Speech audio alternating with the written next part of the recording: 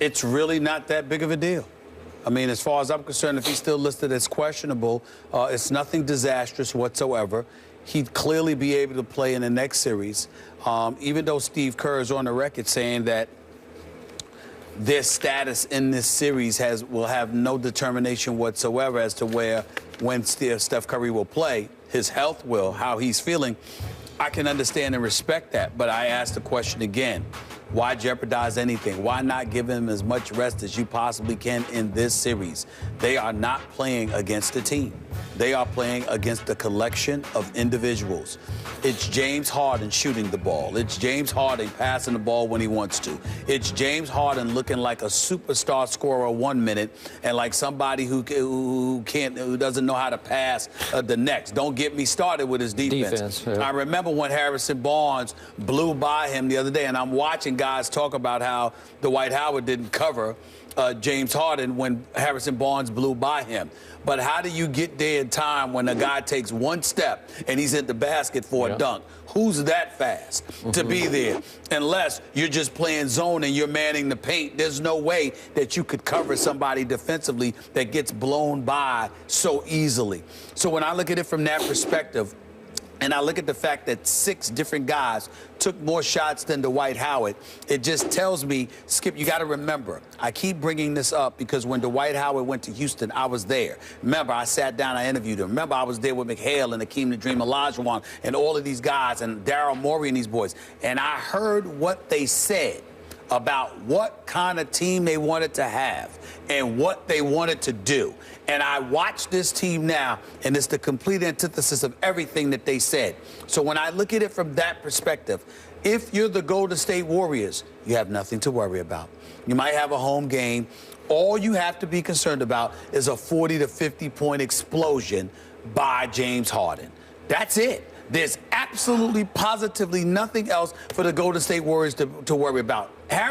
Steph Curry didn't play, and Harrison Barnes shot 1 for 10 from the field, and they still beat the Houston Rockets. All right, because Iguodala showed up, because Sean Livingston showed up and had 16 points and 6 assists off of the bench, because Klay Thompson dropped 34, because their defense in Houston seems relatively non-existent. It's almost like they don't want big boys covering the paint, for crying out loud. Because of the Dwight Howard that I know, I don't care what steps he's lost or whatever the case may be. It ain't that bad. Schematically, you know, culturally, something's wrong with this squad. No doubt. And if you're Steph Curry and the Golden State Warriors, what do you really have to worry about?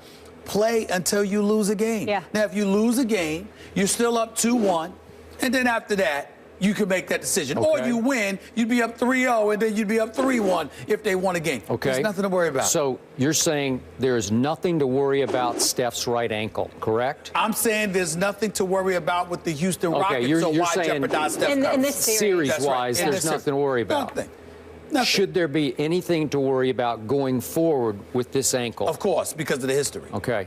2 surgeries on this right ankle. That's right. Okay, before I answer this question, I'm going to be painfully honest about this.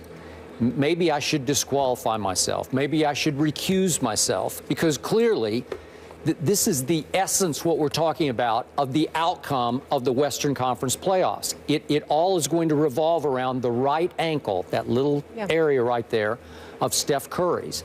And I'm going to quote our Brian Windhorst on 6 o'clock Sports Center, and then he was again on the late Sports Center. That you cannot overstate the concern just because it's his right ankle. And it's been so troublesome to the point that there were times 3-4 years ago, we all thought maybe it could end his career prematurely. He just could never get right with those. He had both tissue paper ankles going, left and right, but especially the right. Yeah. So, okay, we get it. The Warriors say, we took an MRI. Well, number one, you did have to MRI it, so you thought it was serious enough at least to look at it. But then you say publicly, we saw nothing, the MRI revealed nothing that gave us concern, or whatever their phrase was. Is that close enough to what it was? Okay. Yep. how do you know? Are they obligated to come completely clean with you? Or are they trying to will it away? Is Steph's quote, you know, like, I see no reason I can't play in this game. Is he just trying to will it away? Because if I were in his shoes, I'd be trying to think it away, like ignore it and say, just leave me be, because he's coming off a second straight MVP performance, and they have another opportunity to become even more special than their 73-win selves are. They could sweep the playoffs. They're capable. They could go 16-0. It wouldn't shock me. Let's dissect all right, where you're going with this. Essentially, if I'm reading you right, you're saying that psychologically, because you injured your ankle, the slightest thing that happens, it stays in your mind.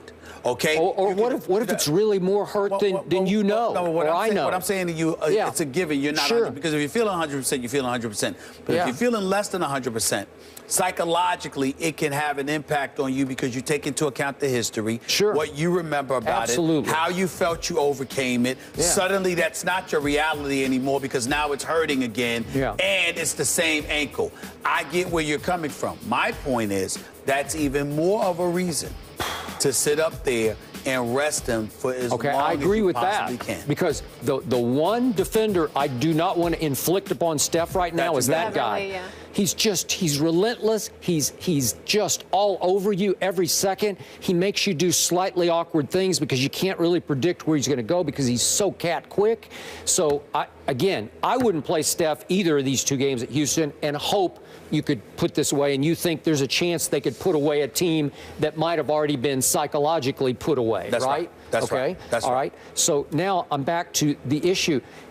And again, maybe this is, look, this is so hard to talk about. I'm not wishing injury upon anybody. I don't want him to be hurt. We know that. But I'm just telling you, they are so great. They are so invincible from night to night that it's possible this is the only way they're going to fall is if he can't be 100%. But let me say this to you, Skip Bayless. This is the part about you that is nauseatingly disgusting. Okay, you want me to want them at full strength. You want to be. I don't. Listen. I am a Ric Flair fan. Okay. The Nature Boy. You know what? Woo! You understand? That's me. You know what? To beat a man, you've got to beat the man. You are the kind of person. You know what? Hold on. I want the public to hear me say this to you. What? You are the kind of person, Skip Bayless, and I want the camera looking at you. You are the kind of person that you want to win at all course. If you don't wish any harm on him, but if somebody could kidnap Steph Curry, not do him any harm, but just kidnap him, to keep him away from the Spurs, that's what you will take. That's who you are. Me, I want you at your best because when I beat you, I want to know it's legitimate. This is why Golden State wants Cleveland so badly, because of all of these folks out there who believe they're just champions because Kyrie Irving and Kevin Love were down. That's why that's the height of Golden State's motivation, other than actually repeating. That's what they want most, and that's what I'm saying to you. So what I'm saying is, to be the man, you've got to beat the man, except when it comes to Skip Bayless. Skip Bayless wants Steph Curry kidnapped. He wants Klay Thompson to get sick. He wants Andrew Bogut back in Australia. Why? This is what your issue is. You know why? What? Because many years my Spurs have been the man, and my Spurs have gotten injured going into the playoffs. Tony Parker said the other night after Game 1, he just shrugged. Whoever's interview, I can't remember which network it was, said, you were just like jet quick tonight. What happened? He said, I was hurt last year. Nobody accepted it, but I was hurt. He had a bad hamstring. He couldn't go. I kept saying, run, Tony, run, against Chris Paul in the first round. He couldn't run. He couldn't guard Chris Paul, and Chris Paul took the series over because of the liability that was Tony Parker and beat my Spurs and eliminated them in Game 7 in the first round. Do you remember going back 3 years ago, I believe, maybe 4 now, Ginobili got hurt on the last night of the regular season, busted his left elbow in a game, I think it was at Orlando. That meant nothing, and I still haven't forgiven Pop for even playing him in the game, but they were not the same. Remember, they got upset by Memphis? Memphis knocked him out. Remember, all of a sudden, Zach Randolph looked like, Michael Jordan in that series. Well, okay, so how many times have I been beaten by injuries? So in other words, what goes around comes around. So in other words, what you're saying is, since it happens in your Spurs, it happens. Well, I will say this. Skip Bayless, Yeah. if the San Antonio Spurs win a championship because of Steph Curry, because Steph Curry didn't play, and a Chris Paul didn't play, all right, and a Kevin Durant or Russell Westbrook didn't play, that title ain't the same. Okay. You do understand that. Okay. I'm not talking about the San Antonio Spurs in terms of how they should embrace it, but I'm talking about for the purposes of somebody like you running your mouth about your Spurs. We don't want to hear all of your bloviating all year long about how the Spurs are going to win the championship when you're reliant upon people getting hurt in order for them to win it. I'm just saying. Do understand that, Skip? Okay. Because I'm not going to sit there. I'm not going to give you any credit for that. Miss Asterisk. Okay. Was that not an asterisk last year on Golden State's run to the championship? Well, time out. Oh, did not everybody lose their point guard right before Golden State played them in the playoffs? Whoa. Let me say this to you. That depends on what happens this year. It's about how you defend your crown. Okay. And so what I'm saying to you is that you could ask that question. It's a legitimate ask, but you can't definitively say it is so unless Golden State, fully loaded, gets knocked off this year. If they don't get knocked off, then they have validated last year's championship. That is correct, and that's what they are attempting to do. And you are hopeful that Steph Curry, because you're not wishing injury, but you're hopeful that he can't play, so the Spurs can advance to the final. That is as weak and as pathetic as it gets. It's not. It's pathetic. Wait a second. I have a question. I mean, come on. Did Kyrie play in all the finals last year? I'm not saying, but nobody wished for it. I'm not talking about the Spurs. we just talk about? I'm not talking about the guy. I'm talking about Skip Bayless wishing for it. Okay, that's what I'm saying. Did Patrick Beverley, we just referred to, did he play in that? No, he did not. Skip Bayless. Did Drew Holiday play in the first round? We're talking about what you wish. We're talking about what you wish. Listen. Nobody wishes for that. It happens. It happens. You still got to play the games. But you are sitting here literally hoping that these impediments will get in the way. That is pathetic. You know How could you call yourself a Spurs fan? I mean, it's ridiculous. You are contaminating the Spurs. No, you are contaminating them. You should be ashamed of yourself. I want the injury gods to be fair and equal about this. Really? Right? Yes. Because the injury gods don't like my Spurs.